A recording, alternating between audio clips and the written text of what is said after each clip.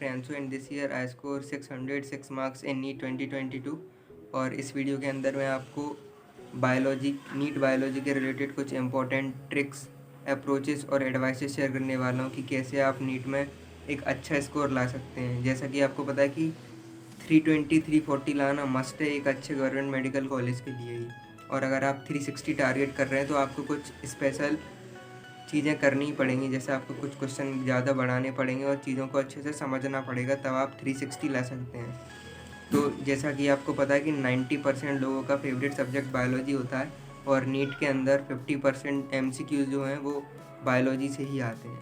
और इस बात की मैं बिल्कुल गारंटी लूँगा कि 100% पेपर जो है वो NCERT से ही आता है। कुछ क्वेश्चन लोग कहते हैं कि ये बाहर से आया है, लेकिन एक्चुअल में वो बाहर से ना आते हुए टफ क्वेश्चन की कैटेगरी में आ जाता है, वो NCERT के अंदर का ही होता है।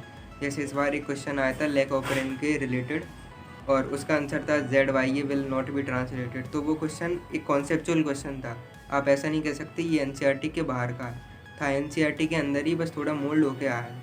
तो 99 या 100% पेपर जो है वो बायोलॉजी का पूरा NCERT से ही आता है और आपको NCERT पर ही फोकस रखना पड़ेगा अच्छा स्कोर करने के लिए। और अगर आप ड्रॉपर हैं तो आपको तो वैल्यू पता होगी NCERT की क्या है, लेकिन अगर आप 11th में भी स्टार्ट कर रहे हैं तो आप प्लीज़ NCERT पढ़िए, लेक्चर देखिए, नोट्स बनाइए, फिर से NCERT पढ़िए और इसी साइकिल को बार बार रिपीट करिए। अगर आपको NCERT के अंदर कुछ समझ नहीं आ रहा है तो आप अपने टीचर से जाके पूछिए या फिर आप गूगल पे सर्च करिए इस लाइन का मीनिंग क्या है, क्योंकि एक एक लाइन से क्वेश्चन पुट किए जा सकते हैं NCERT के अंदर। नीट के अंदर 2 बुक के बाहर 11th की बायोलॉजी और 12th की बायोलॉजी, इसके बाहर NCERT से एक भी क्वेश्चन नहीं आता है। तो आप सबसे इम्पोर्टेंट है आप MCQ भी करें, और लेकिन NCERT ओरिएंटेड MCQ करना मस्ट है। और उसके लिए मैं आपको पार्थ गोयल सर का जो बायो हैक है वो काफ़ी अच्छा है एक्टिव रिकॉल के लिए। उससे आप क्वेश्चन प्रैक्टिस अगर ना भी करें तो भी चल जाएगा। उसमें हर एक NCERT की लाइन कवर है और उसको आप फॉलो कर सकते हैं और उनके टेलीग्राम चैनल पर डालिए और हर एक PDF मिलेगा। अगर आप हार्ड कॉपी लेना चाहें तो हार्ड कॉपी भी वो ऑनलाइन मिल जाएगा आपको फ्लिपकार्ट या अमेजोन से।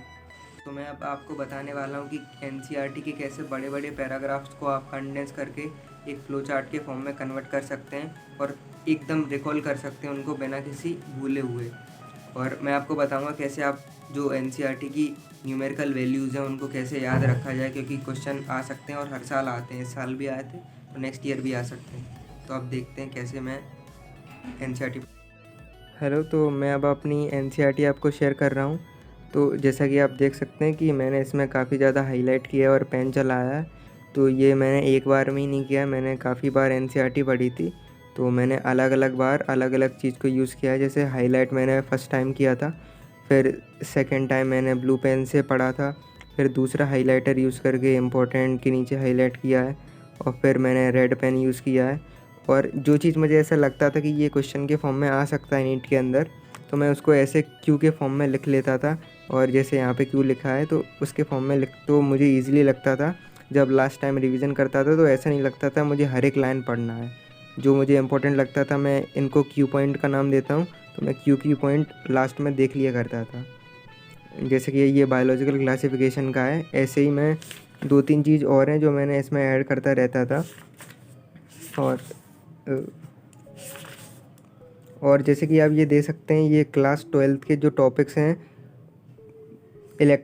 मॉलिकुलर बेसिस ऑफ इनहेरिटेंस में, तो उसमें ये सब वैल्यू दिया गया है, double standard DNA, single standard DNA।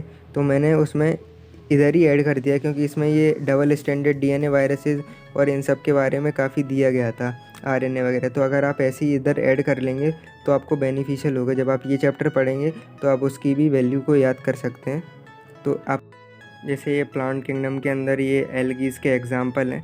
अगर आपको लग रहा है कि ये दोनों एल्गी के बीच में आप काफ़ी कंफ्यूज हो रहे हो या फिर ये है, तो आप इनके डायग्राम के पीछे ही आगे पीछे कहीं भी आप ये लिख सकते हैं कि ये कॉलोनियल फॉर्म है, ये फिलामेंटस फॉर्म है। तो आपके ब्रेन में एक इमेज बन जाएगी कि हाँ ये चीज़ें। तो आपको MCQ जब आप करोगे तो आपको वही इमेज स्ट्राइक करेगा, तो आप बिल्कुल भी कंफ्यूज नहीं होगे और आप 100% एक्यूरेसी के साथ अपने MCQ को करेक्ट करवा पाओगे। जैसे प्लांट किंगडम के अंदर ये जो ब्राउन एल्गी है, तो इसमें मैं काफ़ी ज़्यादा चीज़ें बार बार भूला करता था, और इसमें काफ़ी ज़्यादा चीज़ें हैं भी याद करने के लिए। या फिर आप टेबुलर फॉर्म में ऐसे पढ़ सकते हैं, या फिर मैंने क्या किया था, ये अलग अलग करके लिख लिया था। जैसे इसमें ऊगोनियम का यूनियन बनता है, और ये पियर्सियम है, पायरीफॉर्म है, और काफ़ी ज़्यादा चीज़ें जो आप अलग से लिख सकते हैं। और अगर यहाँ पर ये एग्ज़ाम्पल हैं, तो ये भी इम्पोर्टेंट है कि ये एग्ज़ाम्पल फिलामेंटस है, या फिर ये जैसे ये फ्यूकस ऊगेमस है, तो आप इसके नीचे ही लिख देंगे तो सही रहेगा। और जैसा कि मैंने बताया कि मैंने इधर भी क्यू वगैरह लिखे हैं, तो क्यू मतलब यहाँ पर ये क्वेश्चन बन सकता है। और जैसे ये क्लाइमेडोनस यूनिसेलुलर है, तो यहाँ पर मैंने शो किया है वॉल्वेक्स जो है कॉलिनोलियल है, और ऊगेमस है, और स्पायरोगायरा फ्लामेंटस है, और ये तीनों आइसोगेमस हैं। तो आप ऐसे बना सकते हैं, बड़े बड़े पैराग्राफ को कंडेंस कर सकते हैं। अब बात करते हैं मॉर्फोलॉजी। मॉर्फोलॉजी एक ऐसा सब्जेक्ट है, चैप्टर है सॉरी, जिसमें बहुत सी चीज़ें होती हैं जो याद करने की होती हैं, और आप बार बार उन चीज़ को भूलते हैं। तो जैसे ये क्लास 12th के अंदर भी है स्टोलन ऑफसेट सकर, लेकिन इधर इसका कुछ गिवन नहीं है, तो इधर ही अगर आप लिख लेंगे तो एग्ज़ाम्पल भी ईज़िली आपको याद हो जाएंगे। और इसमें जो सबसे ज़्यादा भूलने का जो मुझे लगता था, फिर मैंने लास्ट में जो तरुण सर ने ट्रिक बताई थी, जैसे ये एक्साइल प्लेटेंसिटेशन, मार्जिनल प्लेसेंटेशन, और ये सब पैराटाइल, इन सब की तो मेरे पास ट्रिक आ गई थी, तो मैं उतना ज़्यादा भूलता नहीं था।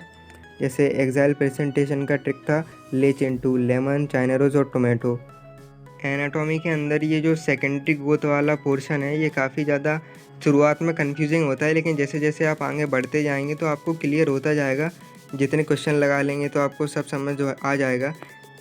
और मैंने ये क्या किया था, ये यहाँ पे ये डायग्राम बना लिया था कि प्राइमरी जाइलम होता है, तो यहाँ से फिर सेकेंडरी होता है, बीच में बेसुलर कैम्बियम, फिर प्राइमरी फ्लोएम, और नीचे सेकेंडरी फ्लोएम।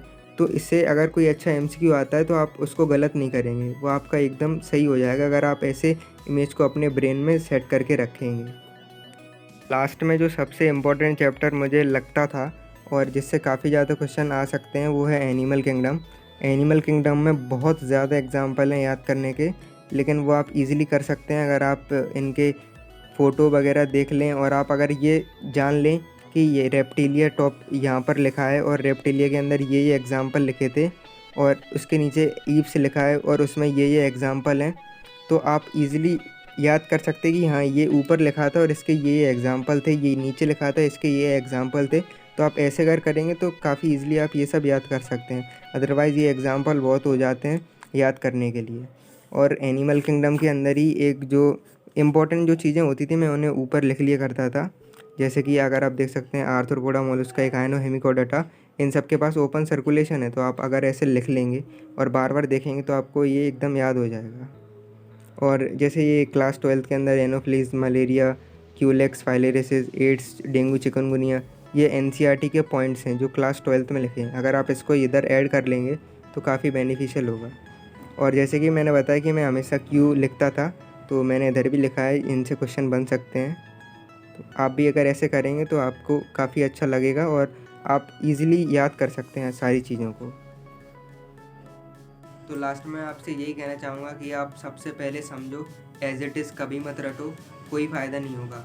आप सबसे पहले जितने भी सिक्वेंस हैं, सिक्वेंसली आप हर एक चीज़ को समझते जाइए, फिर एनसीईआरटी से पढ़िए, और उसी टॉपिक के रिलेटेड 20 to 30 अगर आप एमसीक्यू लगा लेंगे तो वो पर्टिकुलर टॉपिक आपके ब्रेन में एकदम सेट हो जाएगा।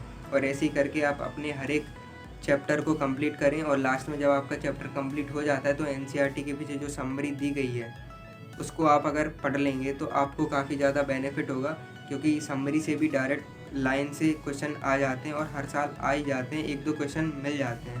तो आप समरी भी पढ़ें, चैप्टर भी पढ़ें, और अपनी प्रिपरेशन को ऐसे ही आगे बढ़ाते रहें।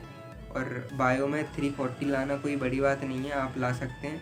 लास्ट तक मॉक टेस्ट देते रहें, हर एक टेस्ट को अटेंड करें, धीरे धीरे अपने मार्क्स को इम्प्रूव करते रहें। टेस्ट देना बहुत इंपॉर्टेंट चीज़ है एक अच्छा स्कोर लाने के लिए, तो वही आप बार बार करेंगे तो डेफिनेटली आपका एक अच्छा स्कोर आएगा और सब कुछ ईजिली हो जाएगा। तो थैंक यू।